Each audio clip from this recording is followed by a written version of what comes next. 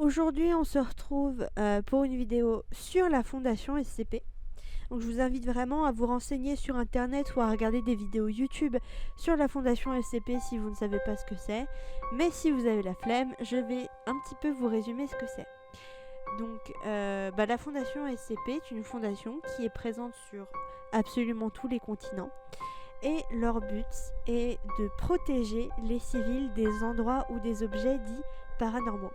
Par exemple, quand on découvre un lieu qui semble être hanté, paranormal ou qu'on ne comprend pas trop, la fondation SCP se rend sur place et donc essaye de rentrer en contact avec par exemple l'objet, s'il y a une entité dedans, essaye de visiter le lieu pour essayer de comprendre. Mais leur but principal est bien évidemment de protéger les civils. Donc la fondation SCP va confiner le lieu pour être sûr qu'aucun civil ne tombe sur l'objet ou le lieu mystérieux pour ne pas qu'il soit en danger. Donc leur but est bien sûr que les civils ne soient pas au courant de cette fondation et que les civils ne tombent jamais sur les objets ou les lieux qu'ils... Aujourd'hui on va parler d'un SCP spécial, c'est le SCP-106-FR.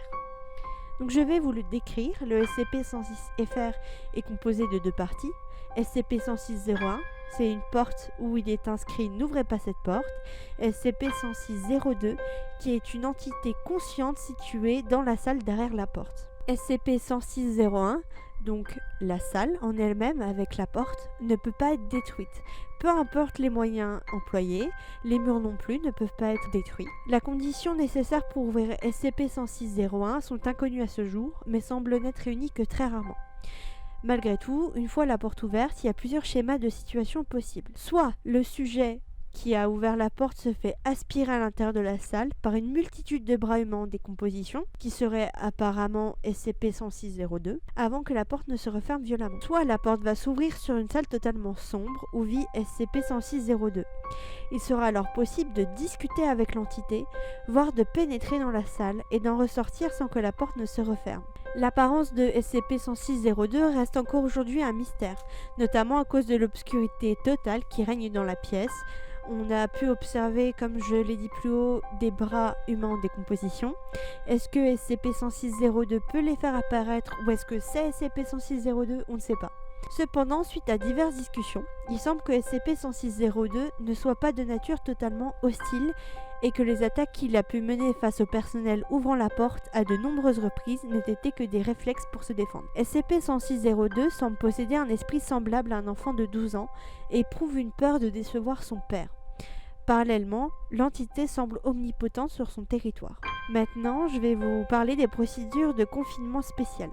La maison de campagne où est actuellement confiné SCP-106-FR doit être présentée publiquement comme un domaine privé. Des rumeurs disent que dans cette maison de campagne, il y a des affaires mafieuses.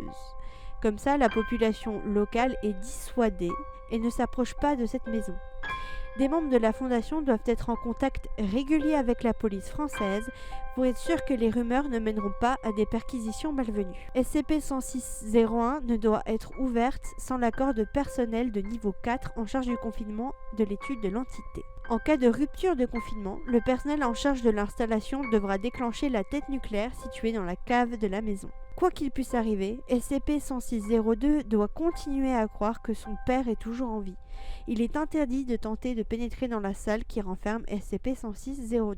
Le 20 décembre 2011, SCP-106-01, donc la salle, est ouverte sans réaction hostile de la part de SCP-106-02, c'est-à-dire l'entité qui vit dans la salle. Le Dr Gray établit alors le contact avec l'entité, tout en restant hors de la salle. Deux équipes de la sécurité sont en stand-by à l'angle du couloir menant à SCP-106-01. Alors maintenant, je vais vous lire une retranscription de la conversation entre l'entité, SCP-106-02, et le Dr Gray. Père, Je suis le Dr Gray. Nous ne sommes pas hostiles, rassurez-vous. Pouvez-vous sortir de la salle ? Nous ne vous voyons pas d'ici. Père m'a dit que j'étais puni, je n'ai pas le droit de sortir. Mais puni pour quelle raison ? J'ai joué dehors, Père m'avait interdit et il m'a surpris. Il a été très en colère. Il m'a puni et m'a dit de ne pas sortir tant qu'il ne viendrait pas me chercher. Peut-on en savoir plus sur vous ? Comment vous appelez-vous ? Oh non, j'ai oublié de me présenter alors que vous l'aviez déjà fait. Père m'a dit que c'était mal poli. Je m'appelle Samaël. Par contre, je ne sais pas trop quel âge j'ai. Ça passe d'une façon étrange, non ? J'aime bien le temps, ça passe, et ce n'est jamais pareil. Vous aimez le temps? Oui, j'ai même un ami qui l'étudie. Attendez, vous êtes des docteurs, non? Père est malade, et il doit être dans la chambre à coucher. Vous pouvez aller voir s'il va bien? J'espère que mes bêtises ne l'ont pas trop fâché. Il y a personne dans la chambre à coucher et je pense que... Menteur! À ce moment-là, l'ensemble de la salle semble se mettre à trembler, ainsi que la maison. Il était là, il doit y être. Menteur, menteur! Le docteur Gray se jette alors sur la porte et les vibrations cessent. Il est depuis établi que SCP-106-02 ne doit en aucun cas savoir que son père n'est plus actuellement en vie.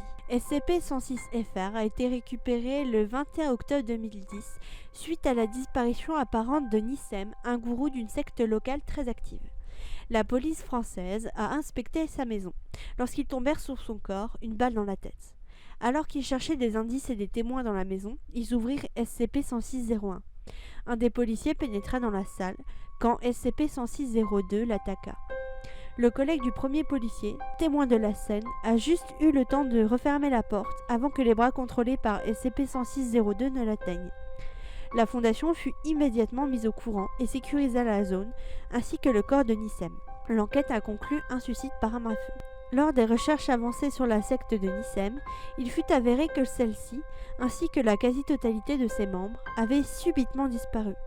Quelques anciens membres furent néanmoins retrouvés, notamment l'ancien bras droit du gourou. Celui-ci affirma que Nissem tentait de créer à nouveau une entité omnipotente et stable, mais que cela demanderait un nombre de sacrifices humains plus important cette fois. D'après lui, la salle où est située SCP-106-02 servait au rituel préparatif à la création de l'entité voulue. Apparemment, Nissem aurait utilisé les fanatiques de sa secte comme des sacrifices humains. Le reste de l'histoire est renseigné en majeure partie dans sa lettre de suicide. Maintenant, je vais vous lire la lettre de suicide de Nissem qui a été trouvée à proximité de son cadavre. Dieu me pardonne, je n'ai fait que ce que j'ai vu. Je voulais créer quelque chose d'utile pour ce monde, comme le reste, et après encore. Mais j'ai échoué encore, et les ans n'y ont rien fait. Depuis qu'il est né, il n'a pas grandi. Il est resté infantile et difficilement contrôlable. Aujourd'hui, il est sorti et il a tout tué à 10 mètres à la ronde, même les végétaux, et l'arbre de 15 mètres de haut qui lui est tombé dessus ne lui a rien fait. Il n'y avait plus rien, l'herbe était noire et recroquevillée sur elle-même. Les fourmis s'étaient arrêtées net. En un seul instant, et il semblait content de lui. Je ne peux plus rien faire, ou presque. Je suis un vieil homme maintenant, j'ai une vie bien remplie, et de mes 2 fils, un a disparu et l'autre est une bombe à retardement, mais il m'écoute encore.